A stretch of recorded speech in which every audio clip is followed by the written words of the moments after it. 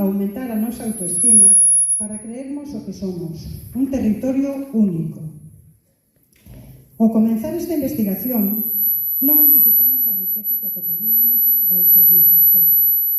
Durante meses, mergullámonos nun mundo fascinante. Cada día era unha aventura, unha oportunidade de descubrir novos detalles agochados nestas construcións centenarias. Percorremos a comarca guiadas pola xenerosidade dos veciños e cando nos abrían as súas portas, tras o primeiro impacto do frescor que nos recibía xunto co aroma, a terra e viño, cada lugar presentábase como un universo único, unha historia por contar.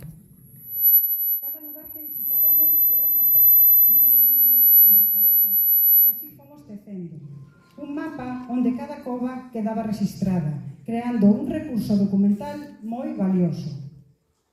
Pero máis aló dos datos, o máis impactante foi comprobar a conexión emocional que ten a xente coas súas covas. Son moito máis que almacéns de viño. Son refuxio nos días de calor, escenario de celebracións familiares e o corazón das súas tradicións. As covas de Valdeorras son agora unha paixón. E mentres escribo estas liñas, sinto que o labor non rematou. Cada dato recollido, cada historia registrada, é unha semente para futuras investigacións. As covas aínda teñen moitos segredos que revelar e agardo que este traballo sirva de inspiración para seguir a explorar un tesouro subterráneo que define a identidade desta maravillosa comarca. La sala que mellor recoñece a cova, Xuxa? Sí, ¿no? Bueno, e o que é todo o atrezo, toda a escenografía, cortesía de Juan Bautista Fernández de Valencia do Sil, o pai de Ceci. Pero bueno, benvidos a todos. Este acto vai ser unha presentación do libro, imos ver algunhas cousas, vos imos a contar moi rápido de que vai, porque o que queremos é que o leades na casa, con pulsión, con enerxía, con amor, con, por favor, tamén un poquito de comprensión polos posibles, bueno, posibles erros ou matices que todo o mundo pode atopar. Non hai erros. Non hai erros, somos moi rigurosos. Pero antes vos quero velo, que non o víramos todavía impreso. Empezou fai moitos anos, cando Karina era unha mozuela que rematou a universidade, pero esa historia xa conta ela. Bueno, pois fai casi 30 anos eu fixen o traballo final de carreira sobre as covas de Valdeorras, a arquitectura do viño de Valdeorras, que había tantas, e, bueno, me imaginaba todas as que xa descubrimos agora. Pero, bueno, eu o que máis me alucinaba durante todo este tempo, estes 30 anos, digo, bueno, habrá que facer un estudio sobre este ben, sabendo que é tan numeroso en Valdeorras, hai libros de hórreos, de merlinos, de un montón de bens ao longo de Galicia, para cando un libro das covas. Eu vía o meu libro, o meu proxecto final de carreira aí na estantería e dicía eu, bueno, a ver se algún día chega, a ver. Por lo tanto, isto é un soño feito realidade, para que o sepades, pero non é o meu soño, é o soño de David, o meu marido, que soñou fai uns anos e me dixe, vas a facer un libro das covas e vas a poñele, vais a dar valor, todo o valor que merece.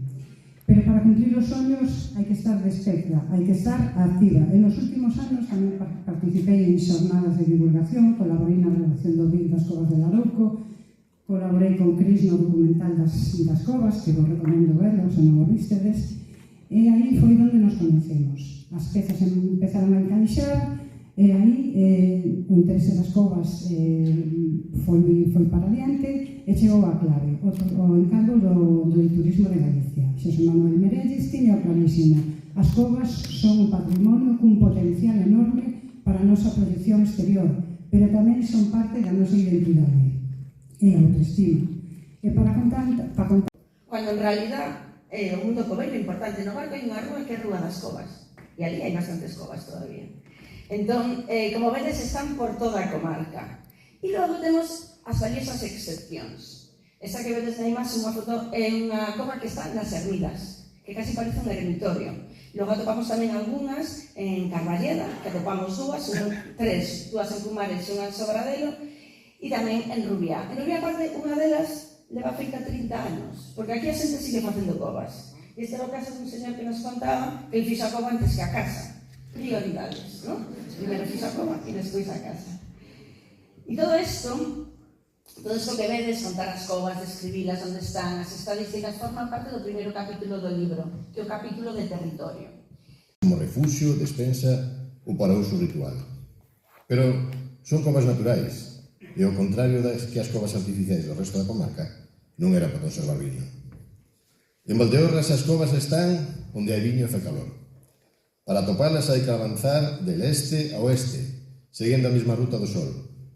Non son fáciles de atopar porque, como moitas outras cousas, Valdeorras xoga o despiste, como se non foi posible obviar durante décadas o valor cultural deste patrimonio. Unha explicación é a consideración da comarca como periferia espacial e simbólica de Galicia. Está moi conectada con Castela e León, con 3 provincias distintas e con outras 6 comarcas de forte identidade.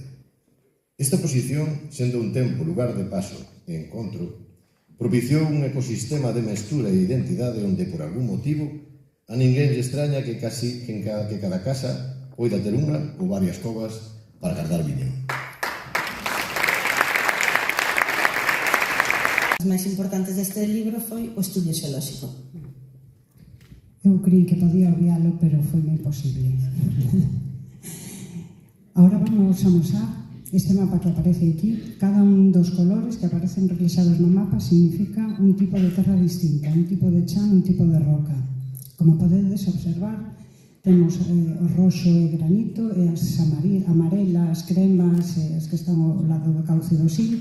Eses son os terreos sedimentarios formados por arcillas, areas, limos, que é onde se encontra a meirande parte de covas. Como podedes observar, aí temos, por exemplo, esta é unha cova en arcila que está no Caño, esta é en Baxeles, que é de lousa, e esta é en Roblido, está en Roblido, confundíame con Adexador, que tamén é de granito. A conca sedimentaria do Sil, que son as terras brandas, como vos contaba, son a meirande parte das covas están en terras blandas. A continuación, podemos ver que en menor cantidade, porque claro, é moi difícil excavar, están a altitudes superiores, as que están excavadas en lousas, en pizarras, as rochas metamórficas que son máis duras. Algúnas son, a verdade, que impresionantes, porque incluso aparecen moitísimas veas de cuarzo, de cuarcitas, e a verdade é que é un privilexio moitas veces ollar para esas paredes. Hai algunhas que te quedas embelada tanto pola forma como polos materiais que aparecen. E aquí é o que a mí me gusta denominar como o corazón de Valdeorras. Esa mancha así un poquinho escorada de color roxo que é o granito adamelítico da Rúa, que se chama así a formación, está entre a Rúa e Larouco. E aquí ubícanse covas tanto en Seadur, en Roblido, en Larouco, covas graníticas que semellan como se estuveramos en eremitorios, en paleocristianos, non? Igual me estou metendo en camisas de raras, pero a verdade é que son máis pequenas quizás, pero entras en elas moi gratificante. Que entra dentro da mirada do territorio, nos conduce directamente á seguinte pregunta, porque se hai terras tan distintas, a seguinte pregunta, a primeira, xa sabedes, cantas hai? A segunda, como se fan as covas? Como se fan? Pois con moitas ganas. Como nos dicía Bao en Milán? Con astucia. Con astucia. Veteranía e experiencia. Así se fan as covas. E a que estamos vendo aquí é unha cova que tivemos a oportunidade en Seadur de facer un seguimento de como se reconstruiu, que é a Cova de Ángel, e que foi unha maneira de observar, registrar e acabar chegando ao noso bloque de arquitectura. E aquí en arquitectura vamos a subir unha música dramática e imos pedir a Pablo que suba a falar. A música podemos subir. E co que representan, resoando esa idea da alma do pobo que fala Jesús. Porque as covas, a pesar de ir perdendo o seu uso tradicional, seguen inspirando un fondo apego na veciñanza e son unha arquitectura viva e vixente. No pasado eran construídas por os propios veciños ou por cuadrillas de albanéis con técnicas transmitidas entre xeracións. Aproveitaban os meses de frío nos que non se traballaba no campo para arranxos ou construir outras novas. a maioría delas de factura moi humilde. Hoxe, humilde é sinónimo de sofisticación artesanal e facer unha cova coas mesmas técnicas e materiais tradicionais é un traballo especializado, laborioso e dun custe significativo. Aínda así, séguese facendo e conservando. Será cousa de alma que segue presente. Y empezamos por estas de galería, que están formadas básicamente por un corredor central amplio, alto y abovedado. Voy a cambiar gallego y castellano porque estamos en el límite de la provincia y siempre me... Vale, contan cun corredor central amplio, alto e abovedado. Ao longo do cal hai varios nichos excavados en semicírculo, dispostos simétricamente a cada lado e un nicho central ao fondo. Algúnas das de galería semellan catedrais, contan co respiradoiro ao fondo, que é realmente o que fai que isto funcione. Por outro lado, temos as covas de Cano, que estas están exclusivamente presentes en Vilamartín, que se caracterizan por ter un corredor estreito e longo chamado cano ou caño, que discorre en rampla, xeralmente descendente, que desemboca nunha nave central que se chama cubo, que é como un funil invertido, que é por onde se produce a ventilación. Había un montón delas tamén que non eran nin de caño nin de cubo, que eran simplemente un buraco no monte. Estas realmente están situadas no monte. Polo tanto, estas decidimos chamarlas de nicho, porque realmente moitas teñen unha gran capacidade, porque poden chegar hasta os 40 metros cuadrados, e realmente son unha excavación no monte, polo tanto, nos creemos que merecen a categorización de covas. Por exemplo, en Tuxe, un grupo de adegas soterradas que era maravilloso. O que pasa que, non estaba en moi bo estado de conservación, pero merece a pena visitalo. O punto do cor son a marca de identidade, coas iniciais do propietario marcadas na madeira. Unha orixe nobre de castiñeiro ou carballo, completada a remendos, con pezas de outros bares, adaptándoas para seren, unha vez pechadas, as guardiáns das covas.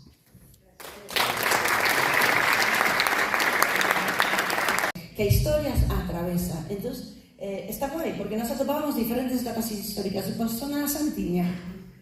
Sí, non? Bueno, esta é unha escultura que apareceu no refolgadoiro dunha cova das Pinguelas, Faianos, e que agora, di a lenda que está conservada nunha casa paradero descoñecido, pero, o feito estaba dentro da zona de influencia da Coroa, do Castro da Coroa, aquí na Rúa Bella. Logo tamén temos a lenda de fixeron os romanos non ben ferreros, non? Porque a frase de romanos paganas todas. Claro, sempre decía, os romanos poden con todo, non? As cousas non as fixeron os romanos, pero hai casos como esta, que está en Córdoba, que é a Cova de Carlos, que está moi preto dunha zona arqueolóxica, que é unha mina romana dos Barreirais, creo que se chama. E entonces aí falando con Pepe das Pérez decía, si é posible que se xa unha galería reutilizada desa mina romana. E despois tamén temos outros acontecementos históricos. Esta que vedes aquí é unha cova no Mazo que lle vendeu a creo que é María José, non me acordo o nome, lle dixo que porque era un pasadizo que había dentro, que había que pasar agachados, e isto para qué? E no fondo estaba tapiado, e decía aquí dormían maquis e escapaban por aquí, se viñamos a decir.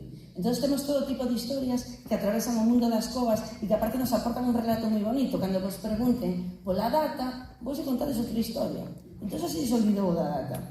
E despois tamén o que as covas forman parte da historia do viño en Valdeorras. Esta que vedes aquí, para min é como unha liña do tempo, non? Porque é a cova de José Arias en San Miguel, e aquí vedes depósitos de todos os tipos. Temos os de madeira, temos os de fibra, temos os de acero inoxidable, os de inox, incluso os de cemento. Toda a historia da cultura do viño en Valdeorras se pode resumir casi en estas estancias. Con música, viño e chourizos, nas que non faltaba Juanón, que era mundial. A troula e as veladas memorables están na base da cultura das covas. Non obstante, nas conversas aparecen máis capas. A miña actual cova, sin ir máis longe, foi mercada polos meus pais no ano 1989, a familia de Don Nicanor, un significado persoal local. No documento de compra aparece como a bodega de Parcelo, en referencia a José Parcelo Monjardín, secretario judicial de Petín, asesinado na Guerra Civil, algo que aínda hoxe se conda baixando un pouco a voz. A escritura de compra da bodeguilla de Gonzalo e José, en Xadú, tamén agocha unha historia, pero de esperanza.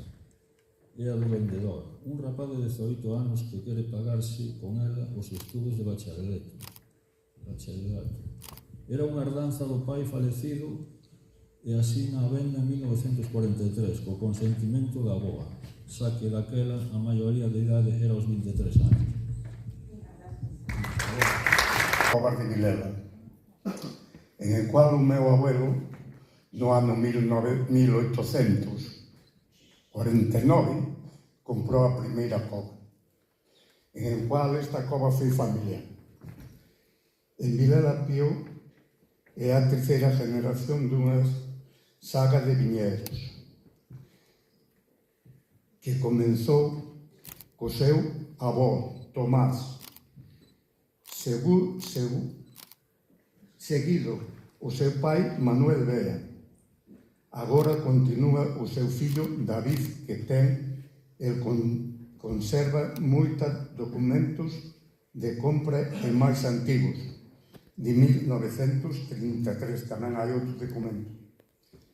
Cando a familia mercou a primeira cova, por 750 pesetas, agora teñen 5, unha delas descoberta baixo dunha nave que hasta aí uns anos se usaba como granxa. Gracias. Crear unha sala de cata e conversación do Godello que elabora co viñedo familiar. Ávalo, que na vega do lado teñen 5 covas, lembran? Ten un auténtico museo da viticultura tradicional, e non só polo que decora o espazo, cántaras antigas, estrulladoras, cubas, alambiques ou prensas. Tamén dispón da memoria do seu pai, unha inesgotable fonte de historias. Sorprendéronse seguramente de formar parte desta mirada antropolóxica, pero esa maneira de festexar nos anos 90 e dos primeiros 2000, cun pena tradición e outra na discoteca, é tan destacable como as bombas de fume que José Antonio fabricaba nos anos 50 co salitre que quitaba das paredes de seu cabo en Fonteiro. Rascaba cunha navalla para despois mesturalo con azucre e carbón vegetal. Así facía petardos cos que lle daban un susto tremendo as señores no lavadoiro da aldea. Xa de adulto, José Antonio foi presidente, entre outras, da Empresa Nacional Santa Bárbara de Industrias Militares. Para fixar detalles, o acceso xa estaba limpo e a cova apuntalada por dentro. Só fixera falta activar a memoria do lugar e a reacción foi inmediata. Porque o Rogelio o que limpou non foi unha cova, foi a lembranza que conserva de seu pai, Ángel. Eu tería 3 aniños e o pai, picando, deu cun furado profundo. Meu avó, pensando que podía ser unha caldeira cun tesouro romano, meteuse dentro, quedando atrapado unhas horas. Non había tesouro, pero a cova quedou feita e foi o lugar de moitas merendas. Do lugar, Sanlle 76. Ao buscalas, marcalas nun mapa, acaba sendo algunha máis, 79. Pero o valor da súa listaxe vai máis aló da cifra. Nestas identidades que fixan a lembranza son a cova do Xelo, do Malira, das Pitusas, do Pifa, do Colás, da tía Higinia, do Firabrás, do Chimba, do Muca, do Ruso, do Poldo, do Farruco, do General, do Robustiano, do Barón, do Polaco, do Gabino, do Zorra, do Miguelín, da Francisca, do Pirulo, do Chichi, do Luciano, da Peque. En Fontei, cada cova ten un nome e unha historia detrás, pero que hoxe é difícil desentrañar polo esquecemento no que están moitos. Cousas e as covas, que agora son vividas de outra maneira, estando lonxe o tempo no que os veciños facían 2 ou 3 visitas diarias a polo viño do Gasco. En Seadú era costume xogarse as chaves da cova na partida de cartas, e quen perdía tiña que abrila ao resto e compartir o viño, prolongando a esmorga ata que abrise o día. Daquela eran sobre todo os homes, pero o mundo mudou e esta festa fíxose cada vez máis mixta e interxeneracional. A palabra que máis escoitamos nas conversas, e agora nas fachadas hai máis nomes de mulleres, recoñecendo o esforzo en equipo que exixían os traballos do campo mantendo unha cova e un fogar operativos. Agora séguese mercando para facer viño, como demostra Francisco, a quen atopamos na súa cova do Aladal, no medio da faena que antes facía no garaxe do edificio no que vive no barco. Agora fanse as mesmas merendas, ou máis, sendo as risas que escapan pola porta o único sinal de que ali dentro hai unha troula en marcha. E, sobre todo, agora son activo turístico clave en Valdeorras, onde hai un maior interese por protexelas e por darlles unha nova vida, con accións que fixen poboación e atraian riqueza. É un agora distinto, pero se existe é gracias ao antes. Cando un lume forestal arrasaba Valdeorras, 9 persoas quedaron illadas na aldea de Santa María, en Pelín. Levaban horas tratando de frear as lapas que acabaron chegando ás casas, obrigándose a refuxiarse no lugar que lles pareceu máis seguro, unha cova. Estiveron varias horas ali metidos, ata que foron rescatados por veciños e membros de protección civil que lograron subir no seu auxilio. Ainda que rematou ben, esta historia non é alegre e seguramente transporte a calquera que estivese en toda a comarca a unhas xornadas dramáticas nas que pelexamos e resistimos, cada unha como puido, pero deixando moita perda, toda ela material, afortunadamente, na paisaxe e fauna, máis perda ao fin ao cabo. De feito, durante meses, este epílogo, libro, tivo como título provisional Dende a Resistencia, pero a escrita prolongouse máis do previsto e cando asoma a primeira primavera tras o lume, a sensación é outra. Son moitas as solucións pendentes, pero como protagonista deste peche, o corpo pídeme escoller a alegría que volve. Porque neste libro hai moita delicia, a que iluminaba os ollos da xente a narrar lembranzas das covas coa mesma emoción coa que foran vividas, ainda que en realidade fose algo que te contaran. Porque máis ten se a historia segue viva? Tamén había alegría cando felicitábamos os donos pola súa cova, sentíamos a súa fachenda contida como se estirasen de orgullo. E foi alegre, moito, compartir este longo proceso con Karina. Pusemos esforzo, tesón e capacidade de aprendizaxe, tamén moito humor. Agardamos que o noso traballo contribúa a conservar este patrimonio e que teñan novas vidas, as que a xente que irá darlle. Porque ao final deciden as persoas, ainda que un bo relato con datos e corazón sempre axuda. Por certo, ningunha de nós ten cova, o cal resulta ata raro a estas alturas, pero non importa, porque o único mellor que ter unha cova en Valdeorras é que a teñan os teus amigos, e con este libro fixemos un feixe. Moitas gracias.